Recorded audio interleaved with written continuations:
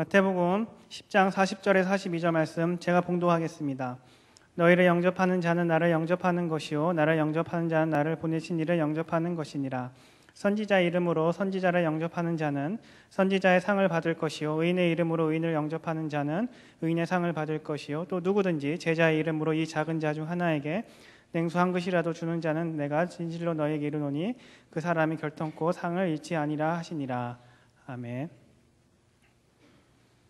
말씀에 종께서 계신데 제가 이렇게 나와서 말씀을 전하는 게 참 부끄럽고, 원래 저의 역할은 말씀을 잘 전할 수 있도록 분위기를 잘 만들어 놓고 여러분들이 마음 열어놓는 것이 저의 역할인데 어떻게 하다 보니 이렇게 여러분에게 말씀을 전하게 됐습니다. 야구를 좋아하시는 분들이라면 김성근 감독 잘 아실 것입니다. 저는 야구에 대해서 잘 모르고 야구에 대해 흥미를 가져보려고 해도 잘 가지지 않은 그런 인물입니다. 그런데 과거에 김성근 감독이 2007년도부터 SK 와이번즈 감독을 되었을 때 이 팀에 대한 의견들이 굉장히 많았습니다. 우승도 여러 번 한 것 같은데 주위에서 야구 스타일이 마음에 안 든다, 아니면 좋다, 여기에 대한 평이 너무나도 엇갈렸던 것입니다. 보통 잘하면 잘한다고 평이 돼야 되는데 만나는 사람들마다 그 감독에 대한 평이 제각각 너무 달랐기 때문에 왜 그런지에 대한 궁금증이 생겼습니다. 그래서 김성근 감독에서 좀 알아보기로 결정을 했습니다. 책도 읽어보고 여러 가지 다큐멘터리도 챙겨보았습니다. 이분이 참 재밌는 분인데 보통 프로팀은 선수가 선수 역할을 잘 못하면 퇴출을 시킵니다. 그런데 이분은 그렇지가 않아요. 오히려 선수가 선수 생활을 오래 할 수 있도록 굉장히 훈련을 많이 시킵니다. 보통 선수가 부상이나 나이가 들어서 실력이 떨어진 선수를 붙잡고 있으려면 경기에 좋은 모습을 보여주어야 합니다. 그렇기 때문에 엄청난 훈련을 시키죠. 그래서 이 김성근 감독은 훈련량이 굉장히 많다고 유명합니다. 너무 많이 시키니까 선수들이 훈련하다가 우는 경우도 종종 있다고 합니다. 그런데 구단 입장에서는 이것을 되게 싫어라 합니다. 성적이야 내도 구단 이미지와 여러 가지를 생각해서 선수를 봤을 때 아니다 싶으면 퇴출하려고 합니다. 하지만 김성근 감독은 이런 구단의 의지를 단호히 거부하지요. 그래서 김성근 감독은 약체팀을 이끌어 좋은 팀으로 성장을 시켜도 항상 구단과의 마찰이 생겨서 곧장 퇴출을 당하곤 합니다. SK 감독으로 있을 때에도 여러 번 우승을 했습니다. 그럼에도 불구하고 2011년도에 결국 퇴출을 당했습니다. 지금은 독립구단의 감독으로 있습니다. 고양 원더스라는 팀인데 고등학교 졸업 후 프로구단에서 선수 지명을 못 받거나 아니면 또는 퇴출을 당하거나 여러 가지 이유로 선수 생활을 잘 못하는, 소위 말하는 퇴물이라고 평가받는 그런 선수들로 구성된 그런 독립구단입니다. 그래서 이 팀은 프로 2군과 퓨처스 리그라는 시합을 갖고 있습니다. 근데 문제는 놀라운 것은 이런 선수들 중에서 작년에 5명 정도가 프로구단과 계약을 맺었다라는 것입니다. 김 감독이 생각하는 코치와 감독의 역할은 선수를 어떻게 하든지 오랜 기간 동안 좋은 기량으로 선수 생활을 할 수 있도록 하는 것이라고 말을 합니다.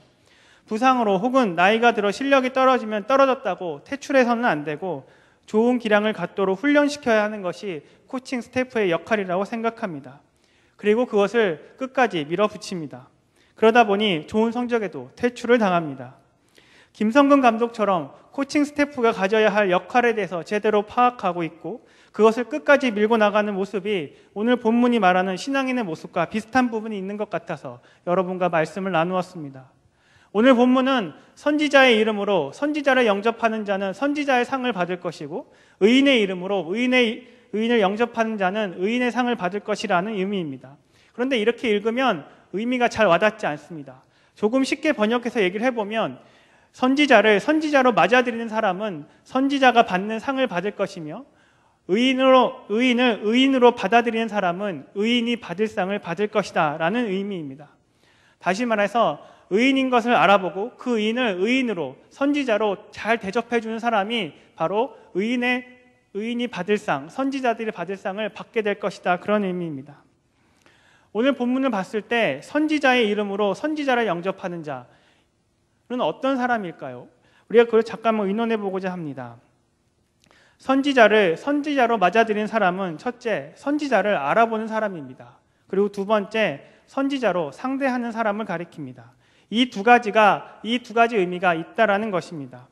선지자인 것을 알아보고 선지자이기 때문에 선지자의 말씀을 듣고 그대로 행하려는 사람, 바로 선지자를 선지자로 맞아들이는 사람을 가리키는 것입니다.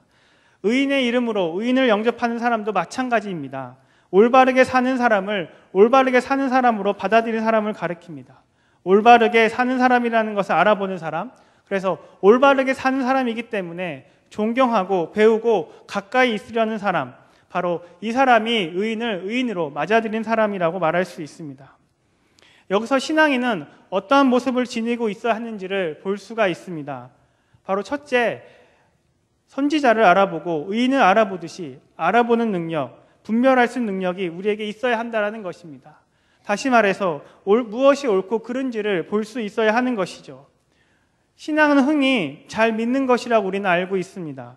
하지만 신앙은 잘 믿는 것도 중요하지만 잘 생각하는 것도 더 중요합니다. 신앙은 무엇이 하나님의 뜻인지를 생각하고 고민하고 공부하고 실험해보고 그것을 정해보는 것입니다. 우리는 예배 참석하고 사람들 만나고 교제하고 시간 되면 수련회 가고 선교 가고 이것도 신앙의 모습이라고 할 수 있습니다. 우리는 이런 부분들 신앙이라고 많이 생각합니다. 하지만 이것은 핵심이라고 볼 수가 없습니다. 그것은 하나의 장치입니다. 툴이라고 말할 수 있고 도구라고 말할 수 있는 것입니다. 이러한 것들을 통해서 생각하고 고민하고 공부하고 실험해보고 정어가는 작업을 하는 것이죠. 처음부터 하나님의 뜻이 무엇인지를 생각해보라고 고민해보라고 공부해보라고 적용해보라고 하면 사람들은 어떻게 해야 될지를 몰라 합니다. 그렇기 때문에 교회에서 여러 가지 장치와 모임을 마련해 주어서 하나님의 뜻이 무엇인지를 고민하고 생각해보라고 기회를 마련해 주는 것입니다. 그러나 우리는 그것에 초점을 맞춰주지 않고 그냥 참석하는 거, 무슨 일을 하는 거, 어디를 가는 거, 만나는 거, 재밌게 함께하는 거, 그것을 신앙이라고 생각합니다. 그것만 생각합니다. 왜 그렇습니까? 그것이 쉽기 때문입니다. 그것이 더 즐겁고 우리에게 뭔가 감동을 주고 느낌이 오기 때문입니다. 감동이라는 말이 나와서 그런데 여러분의 참 미안한 얘기지만 감동은 신앙이 아닙니다. 감동은 신앙 옆에서 따라오는 것이죠. 신앙 옆에 붙어 있는 것이라고 보시면 됩니다. 그리고 신앙생활을 잘 할 수 있도록 윤활유 같은 것이 바로 감동입니다. 그러니 감동 자체는 신앙이 아닙니다. 감동은 결국 신앙을 돕는 것이죠. 하지만 우리는 그것을 좋아합니다. 뭔가 채워지는 것 같고 순간적으로나마 위로가 되고 힘이 되기 때문입니다. 하지만 아쉽게도 그러한 감동은 금방 사라지기 마련입니다. 감동에만 관심을 갖다 보면 감동만을 찾으러 다닙니다. 그리고 감동이 없으면 신앙이 없는 것 같은 생각이 듭니다. 물론 감동이 있어야 할 것입니다. 말씀드렸듯이 윤활유 같은 역할을 하기 때문입니다. 분명 있어야 하지만 그것은 신앙이 아닙니다. 쉽게 얘기하면 이런 겁니다. 여러분 예배 가운데 찬양을 드리고 말씀을 듣습니다. 여러분 찬양하는 이유가 무엇인지 아십니까? 보통 하나님께 드리기 위해서라고 표현을 많이 합니다. 하지만 하나님은 뭔가 찬양을 받기 위해서 우리에게 오시는 것이 아닙니다. 찬양이라는 도구는 하나님과의 만나는 하나의 장치입니다.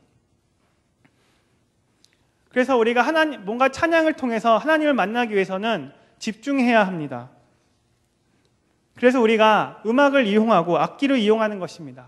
음악과 악기를 이용해서 마음의 감동을 일으키도록 돕습니다. 그리고 마음의 감동이 나타나면 무엇을 해야 합니까? 그 다음부터 가사에 집중하기 시작합니다. 그리고 그 가사를 통해서 하나님의 음성을 듣는 것입니다. 물론 가사를 통해서 하나님의 음성을 들을 때 감동이기도 합니다. 하지만 가사를 통해서 나에게 다가오신 하나님을 만나는 것은 감동이라고 정의 내리기는 그렇습니다. 왜냐하면 다른 존재와의 만남이 시작되는 시점이기 때문입니다. 우리가 집중해서 뭔가에 몰입해서 다른 존재를 만나기 시작했을 때 느끼는 감정은 그냥 우리가 느끼는 감동하고는 다르다라는 이야기입니다. 많은 사람들이 찬양을 무척이나 감정적으로 생각합니다만 그렇지 않습니다. 찬양은 음악을 통해서 가사에 집중하고 몰입하는 것이 중요합니다. 음악이라는 도구의 도움을 받아서 가사에 몰입하는 것이 바로 찬양이라는 것입니다. 그 몰입이 결국 하나님과의 만남을 가져옵니다. 얼마나 몰입하고 집중하느냐, 이것이 찬양의 의미인 것입니다. 즉 음악의 도움으로 집중하여 가사를 가지고 생각하고 사고하는 행위를 통해서 하나님은 우리에게 다가오시는 것입니다. 많은 경우 설교도 마찬가지입니다. 감동을 받기 위해 듣는 분들이 계십니다. 설교는 감동받으라고 듣는 것이 아닙니다. 깨달으려고 듣는 것입니다. 설교를 들으면서 생각하고 고민해야 하는 것입니다. 그런데 그렇게 하기가 쉽지 않습니다. 왜 그렇습니까? 여러분, 남은 6일의 삶이 피곤하기도 합니다. 여러 가지 입시도 해야 되고 취업도 해야 되기 때문에 여러 가지 그런 상황 속에서 살아남아야 되기 때문에 여러 가지 마음에 고민이 많고 피곤하기도 합니다. 우스갯소리를 제가 한번 이런 이야기를 한 적이 있습니다.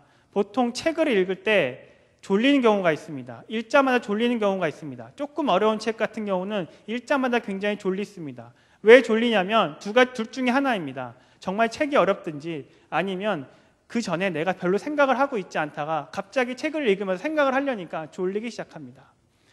말씀도 마찬가지입니다. 우리가 말씀을 들을 때도 졸리는 경우가 있는데 말씀이 정말로 나에게 다가오지 않고 정말로 상관이 없어서 정말 느낌이 오지 않아서 졸 수밖에 없다든지 아니면 그 전에 내가 별로 생각하지 않는 삶을 살다가 갑자기 들으면서 생각을 하려니까 피곤하기 때문에 조는 경우가 있다는 것입니다.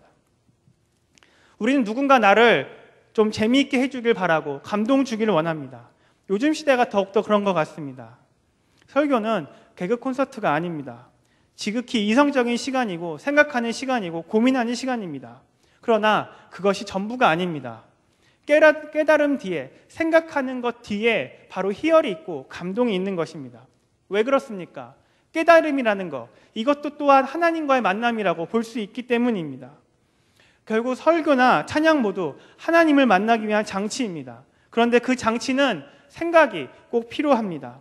마음을 움직이도록 하는 감동 또한 필요합니다만 그것은 생각을 하기 위한 하나의 도구일 뿐입니다. 결국 얼마나 깊이 생각하고 얼마나 깊이 깨닫느냐에 따라서 우리는 하나님을 깊게 만나느냐 그렇지 못하느냐를 경험합니다. 이렇게 하나님을 예배하는 부분에서조차 생각이 요구됩니다. 아까도 말씀드렸지만 신앙은 감독이 아니라 생각이라고 우리는 정의 내릴 수 있는 것이죠. 여기서 더 나아가서 신앙은 어떻게 살아야 하는가, 신앙은 어떻게 사는 것이, 어떻게 사는 인생이 하나님의 뜻인가, 이것을 고민하며 사는 삶을 가리킵니다. 뭘 고민하느냐, 그냥 알려주는 대로 정해주는 대로 살면 되는 거 아니냐라고 생각할 수 있습니다. 왜 피곤하게 생각을 하느냐, 그냥 목사님이 아니면 책에서 알려주고 그것대로 살면 되는 거 아니냐라고 우리는 쉽게 이해하게 할 수 있습니다. 하지만 그렇지 않습니다. 왜냐하면 각자 처해진 상황이 너무 다릅니다. 각자 갖고 있는 돈의 양이, 경제적 수준이 너무나 다릅니다. 그 갖고 있는 자신의 능력이 너무 다릅니다. 성격도 내성적이고 외성적인 분도 시작해서 많은 성격들이 차이가 있습니다.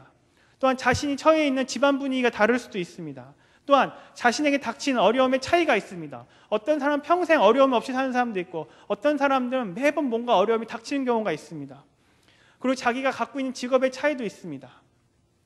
심지어 무엇인가를 선택해야 하는 순간에 대학 또는 학과 선택이나 진로 선택이나 결혼의 문제, 직장의 문제, 관계의 문제, 여러 가지 이 어려운 선택들이 너무 각각 너무 다르기 때문입니다. 그 각각의 다른 순간들에 해답을 제공하기 위해서는 우리가 결국 고민하고 생각하고 주님 앞에 기도하는 수밖에 없다라는 것입니다. 이런 여러 가지 상황 속에서 하나님이 원하시는 삶이 무엇인지를 알아가는 게 얼마나 어렵겠습니까? 그렇기 때문에 한 가지 답으로는 할 수가 없는 것이죠. 성경이 왜 이렇게 두꺼운 줄 아십니까? 짧게는 2000년, 길게는 3000년 이상의 다양한 인생들의 이야기가 이 속에 있는 것입니다. 여러분 맨날 설교 들으면 그 말이 그 말 같고 저 말이 저 말 같을 수 있을 것입니다. 그러나 잘 들어보면 그렇지 않습니다. 성경이 이렇게 두꺼울 수밖에 없는 이유는 몇천 년 동안 다양한 인생들의 삶이 여기 다 녹아져 있는 겁니다. 다양한 목소리가 이 안에 담겨져 있다는 것입니다. 마지막으로 신앙은 나 혼자의 행복을 추구하는 행위가 아닙니다. 신앙은 모두가 함께 행복한 삶을 사는 것을 꿈꿉니다. 하나님이 다스리시는 좋은 세상을 꿈꾸는 것이 바로 신앙이라고 할 수 있는 것이죠. 그런데 그런 세상은 그냥 오지 않습니다. 기도한다고 된다는 것이 아니지요. 우리 한 사람 한 사람이 하나님 말씀에 순종하는 사람들이 많아져야 그런 세상이 오는 것입니다. 그렇기 때문에 내가 살아가는 방식을 바꿔야 하고 살아가는 방식을 바꾸기 위해서는 내가 어느 세계에 속해 있는지, 내가 어느 세상 속에 속해 있는지, 내가 어떤 방식으로 살아가고 있는지를 내가 알고 있어야 합니다. 당연히 이러한 과정은 공부하고 고민하고 생각하는 과정이 요구됩니다. 신앙이 이처럼 복잡하고 많은 것을 요구합니다. 그럴 수밖에 없습니다. 신앙은 내가 변하고 내 주위가 변하도록 요구하고 있기 때문입니다. 내가 변하고 내 주위가 변하기 위해서 나에 대해서 그리고 세상에 대해서 알아야 하고 분별해야 하고 꿰뚫어 볼 수 있어야 하고 간파하고 있어야 하는 것입니다.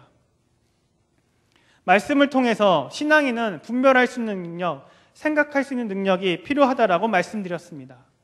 말씀을 통해서 신앙인이 갖추어야 할 모습 한 가지만 더 말씀드리고자 합니다. 우리가 본문을 보면 선지자인 것을 알아봤으면 선지자로 대해야 된다라고 얘기하고 있습니다. 선지자의 말씀을 듣고 그대로 실천하려고 하는 것이 바로 참되게 선지자로 맞이하는 것입니다. 의인을 의인으로 맞이하는 것도 마찬가지입니다. 의인을 의인으로 알아봤으면 그 의인을 존경하고 가까이 하려고 하는 태도가 있는 것이 참되게 의인을 의인으로 맞이하는 것입니다. 즉 선지자이기 때문에 선지자의 말씀을 듣고 그대로 실천하려 하듯이 또한 의인이기 때문에 존경하여 배우고 가까이 하고 있으려고 하고 있듯이 분별한 대로 깨달은 대로 밀고 나가는 모습이 신앙인 안에 있어야 하는 것입니다. 바로 생각하고 깨달은 바대로 행동하고 실천하려고 하는 자세가 신앙인에게 필요하다라는 것입니다. 선지자인 것을 알아보았다 하더라도 선지자의 말씀을 듣지 않고 실천하지 않으면 선지자를 선지자로 맞이한 것이 아닐 것입니다. 의인을 알아보았다고 하더라도 그 의인을 존경하지 않고 인정하지 않고 배우려고 하지 않고 가까이 하려 하지 않는다면 의인을 의인으로 맞이한 것은 아닐 것입니다. 신앙도 마찬가지입니다.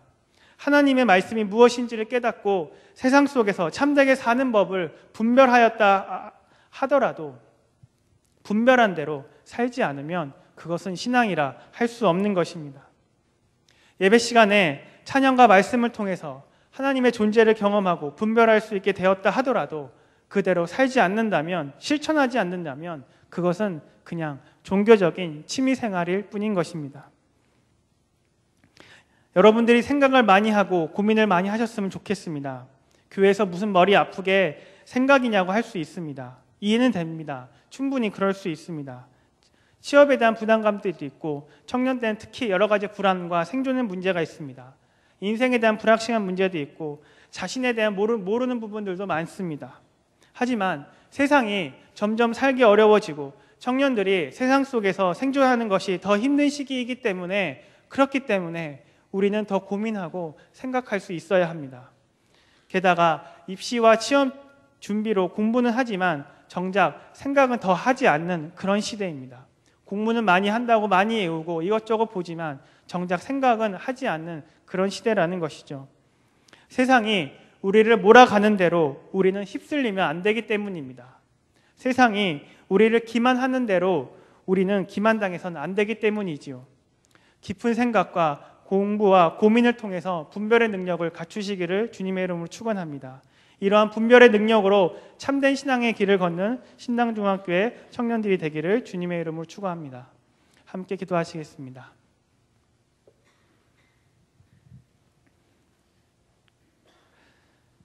하나님 아버지,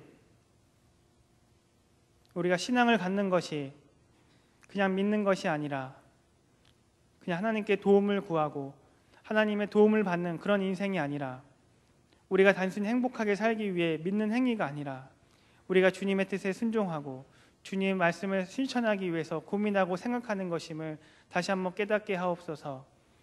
우리 청년들 지금 세상에 살아가는 것이 쉽지 않고 많은 고민과 갈등과 걱정과 불안함들이 있습니다. 이런 세상 속에서 많은 어려움들이 있지만 그럼에도 불구하고 하나님을 신뢰하고 하나님을 바라보면서 어떻게 사는 삶이 정말 하나님이 원하시는 삶이고 말씀에 순종하는 삶인지를 깨달아 알아갈 수 있는 우리 신당중학교의 청년들이 될 수 있도록 주님 함께하여 주시옵소서. 감사드리며 예수 그리스도의 이름으로 기도드립니다. 아멘.